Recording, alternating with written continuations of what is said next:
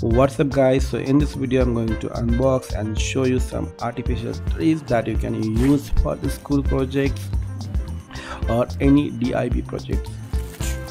So this I got it from Amazon, so which costed around somewhere around 299 rupees. And you can see the quality of this trees are okay, it's good.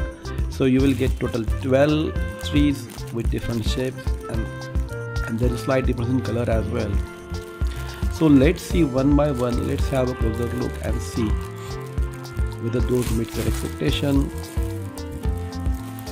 You can clearly get the idea of the size, how big or small they are. So let's see one by one.